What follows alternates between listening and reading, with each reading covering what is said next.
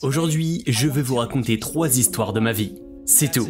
C'est aussi simple que ça. Seulement 3 histoires.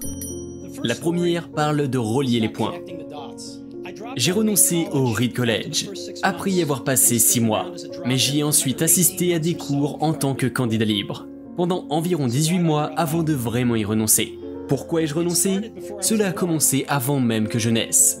Ma mère biologique était une étudiante diplômée qui n'était pas mariée, et elle a décidé de me proposer à l'adoption. Elle tenait à ce que je sois adopté par des diplômés de l'université. Donc tout était arrangé pour que je sois adopté dès ma naissance par un avocat et sa femme. Sauf que quand je suis sorti, ils ont décidé à la dernière minute qu'ils voulaient vraiment une fille. Donc mes parents, qui étaient sur une liste d'attente, ont reçu un appel au milieu de la nuit leur demandant « Nous avons un petit garçon inattendu, vous le voulez ?» Ils ont dit « Bien sûr ». Ma mère biologique a appris par la suite que ma mère n'avait jamais terminé l'université et que mon père n'avait jamais terminé le lycée. Elle a refusé de signer les derniers papiers d'adoption. Elle ne s'y est résignée que quelques mois plus tard, quand mes parents ont promis que j'irais à l'université. C'était ça, le début de ma vie. Et 17 ans plus tard, je suis allé à l'université. Mais j'ai naïvement choisi une université qui était presque aussi onéreuse que Stanford. Et toutes les économies de mes parents de classe ouvrière ont été dépensées sur mes frais de scolarité. Au bout de 6 mois, je n'y voyais aucune valeur. Je n'avais aucune idée de ce que je voulais faire de ma vie, et aucune idée de comment l'université m'aiderait à le découvrir. Et voilà, je dépensais tout l'argent que mes parents avaient accumulé toute leur vie. J'ai donc décidé de renoncer, et d'avoir confiance que tout irait bien. À l'époque, cela faisait assez peur, mais maintenant, je vois que c'était une des meilleures décisions que j'ai prises de ma vie. Au moment même où j'ai renoncé, j'ai eu l'opportunité d'arrêter les cours obligatoires, qui ne m'intéressaient pas, et de commencer à assister en candidat libre à ceux qui avaient l'air les plus intéressants.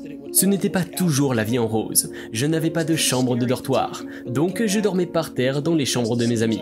J'ai changé des bouteilles de coca contre la compte de 5 centimes pour acheter de la nourriture. Et je marchais plus de 10 km chaque dimanche soir pour avoir un bon repas hebdomadaire, au temple Hare Krishna. J'adorais cela. Et une grande partie de ce sur quoi je suis tombé en suivant ma curiosité et mon intuition s'est avérée inestimable par la suite. Laissez-moi vous donner un exemple.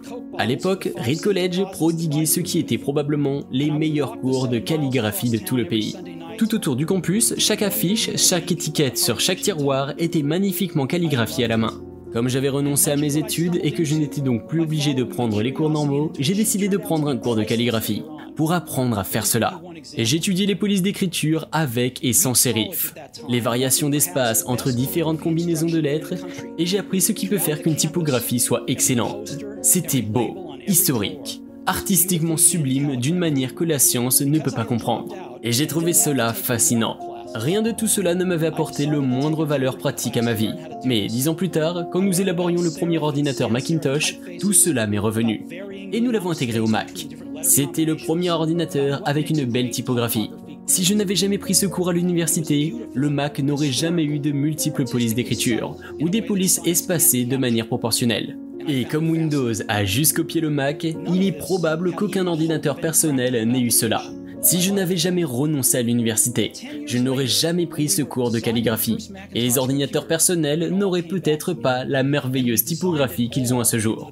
Bien sûr, il était impossible de relier les points, en imaginant l'avenir quand j'étais à l'université. Mais c'était très clair une fois que j'ai regardé en arrière 10 ans plus tard. Je répète, vous ne pouvez pas relier les points en imaginant l'avenir, mais vous ne pouvez les connecter qu'en regardant en arrière. Vous devez donc faire confiance au fait que les points se connecteront d'une manière ou d'une autre dans votre avenir. Vous devez faire confiance en quelque chose, votre intuition, le destin, la vie, le karma, peu importe. Car croire au fait que les points se connecteront un jour ou l'autre vous donnera la confiance dont vous avez besoin pour suivre votre cœur. Mais quand il vous mène loin des chemins battus, et c'est cela qui fera toute la différence. Ma deuxième histoire traite d'amour et de deuil, et j'ai eu de la chance de trouver ce que j'aime faire tôt dans ma vie. Woz et moi ont lancé Apple depuis le garage de mes parents, quand j'avais 20 ans. Nous avons travaillé dur, et en 10 ans, Apple est passé de nous deux dans un garage à une compagnie qui vaut 2 milliards de dollars et emploie plus de 4000 personnes. Nous venions tout juste de sortir notre meilleure création, le Macintosh. Un an plus tôt, je venais d'avoir 30 ans. Et puis j'ai été viré. Comment peut-on être viré d'une compagnie qu'on a créée? Eh bien, tandis qu'Apple prenait de l'ampleur, nous avons engagé quelqu'un qui me semblait très talentueux, pour qu'il gère la compagnie avec moi. Et pendant la première année, tout allait bien. Mais ensuite, nos visions de l'avenir ont commencé à diverger l'un de l'autre. et nous avons fini par nous embrouiller. Quand ce fut le cas, notre conseil d'administration a pris son parti, et donc, à 30 ans, j'ai été radié. Et ce, très publiquement. Ce qui avait été le focus de toute ma vie adulte s'était évaporé. Et c'était dévastateur. Pendant quelques mois, je ne savais vraiment pas quoi faire. Je sentais que j'avais déçu la génération précédente d'entrepreneurs, que j'avais lâché le bâton quand il m'avait été passé. J'ai donc rencontré David Packard et Bob Noyce. Et j'ai essayé de m'excuser pour avoir tout gâché. J'étais très publiquement un raté. J'ai même pensé à m'échapper de la vallée de San Fernando. Mais petit à petit, quelque chose a commencé à me sembler apparent. J'aimais encore ce que je faisais. Ce qui s'est passé avec Apple n'avait absolument rien changé à cela. J'avais été rejeté, mais j'étais encore amoureux. Et j'ai donc décidé de tout recommencer. Je ne le voyais pas à l'époque, mais il s'est avéré que le fait d'être viré d'Apple était la meilleure chose qui ait pu m'arriver.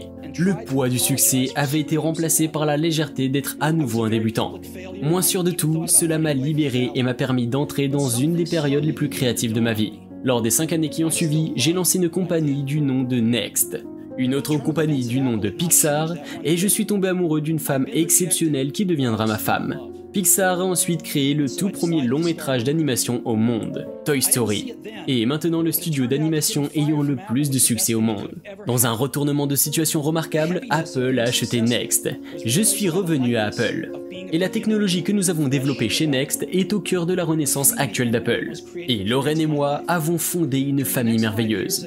Je suis assez sûr que rien de tout cela ne se serait passé si je n'avais pas été viré d'Apple. Ce médicament était dur à avaler, mais apparemment le patient en avait besoin. Parfois la vie va vous donner un bon coup de poing en pleine tête, ne perdez pas espoir. Je suis convaincu que la seule chose qui m'a permis d'aller de l'avant était le fait que j'aimais ce que je faisais. Vous devez trouver ce que vous aimez. Ceci s'applique tout autant à votre carrière qu'aux gens que vous aimez. Votre carrière va occuper une grande partie de votre vie. Et la seule manière d'obtenir une vraie satisfaction est de faire ce que vous voyez comme étant de l'excellent travail. Et la seule manière de faire de l'excellent travail est d'aimer ce que vous faites. Et ne vous contentez pas de n'importe quoi. Comme pour tout ce qui concerne le cœur, vous le saurez quand vous le trouverez.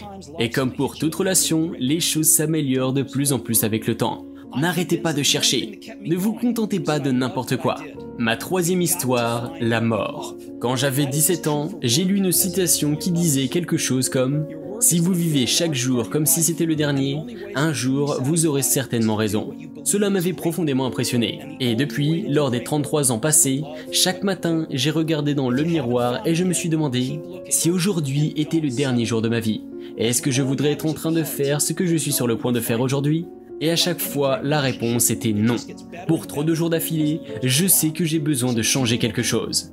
Me souvenir que je mourrai bientôt est l'outil le plus important auquel j'ai été confronté pour m'aider à prendre les grandes décisions de ma vie. Car presque tout, toute exception interne, toute fierté, toute peur d'humiliation ou d'échec, tout cela disparaissait face à la mort, laissant place à ce qui compte réellement. Se souvenir que vous allez mourir est le meilleur moyen que je connais pour éviter le piège de croire que vous avez quelque chose à faire. Vous êtes déjà nu. Il n'y a aucune raison de ne pas suivre son cœur. Personne ne veut mourir. Même les gens qui veulent aller au paradis ne veulent pas mourir pour y arriver. Et pourtant, la mort est la destination que nous partageons tous et toutes. Personne n'y a jamais échappé. Et c'est ainsi que les choses doivent être. Car la mort est très certainement la meilleure de toutes les inventions de la vie. Elle est le vecteur de changement de la vie. Elle se débarrasse de ce qui est ancien pour laisser place à ce qui est nouveau. Maintenant, ce qui est nouveau, c'est vous. Mais un jour, dans pas trop longtemps, vous deviendrez graduellement ce qui est ancien et serez écarté. Je suis désolé d'être si dramatique, mais ceci est tout à fait vrai. Votre temps est limité. Ne le gaspillez donc pas à vivre la vie de quelqu'un d'autre. Ne vous laissez pas prendre au piège des dogmes, ce qui veut dire vivre avec le résultat de ce que pensent les autres. Ne laissez pas le bruit des opinions des autres noyer votre voix intérieure. Et le plus important, c'est d'avoir le courage de suivre votre cœur et votre intuition. D'une manière ou d'une autre, ces deux-là savent déjà ce que vous allez vraiment devenir. Tout le reste est secondaire. Restez avide, restez insensé.